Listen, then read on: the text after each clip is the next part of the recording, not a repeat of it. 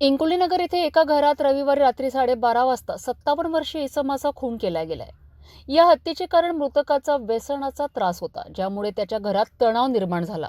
पोलिसांनी घटनास्थळी पोहोचल्यावर मृतकाची पत्नी आणि मुलाने त्याचा खून करून मृतदेह पोत्यात बांधून ठेवला होता. याबाबत अधिक तपास करीत असताना हुडकेश्वर पोलीस ठाण्याचे वरिष्ठ पोलीस निरीक्षक भेदोडेकर यांनी माध्यमांशी बोलताना घटनेची संपूर्ण माहिती दिली आहे.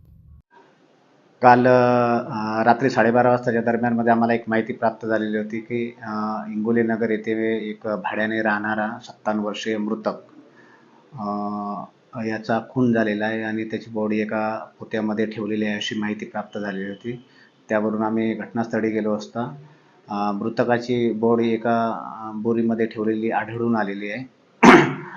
मृतक जे प्राथमिक आपल्याला माहिती भेटलेली होती त्यानुसार मृतक हा दारूचा व्यसनी होता आणि दारूच्या व्यसनी असल्यामुळे घरच्यांना त्रास होता.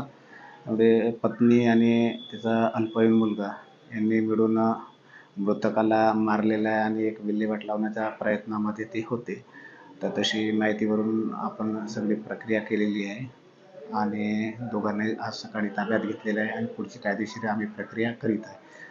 मृतक हा एका खाजगी हार्डवेअरच्या दुकानामध्ये खाजगी नोकरी करत होता आणि अति दारू सेवन करत होता आणि घरी यायची वारंवार तक्रार भांडणं वगैरे होत होते.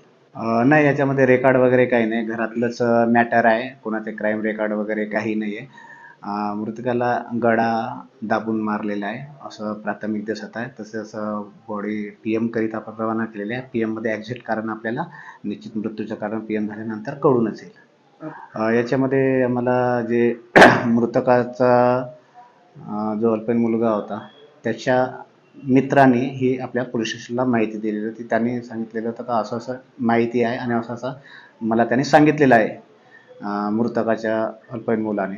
तर त्याबद्दल काय आहे का शहानिशा करावी असे म्हणून त्यांनी आम्हाला सांगितलं. त्यावरून मग आपले रात्रपाडी अधिकारी आम्ही सर्व वरिष्ठ अधिकारी तिथे जाऊन पाहणी केली असता त्याने जी माहिती दिली होती त्याप्रमाणे तिथे घटनेवर त्या गोष्टी आढळून आल्या. त्यावरून मग आपण तक्रार दाखल करून कायदेशीर प्रक्रिया पूर्ण करीत आहोत.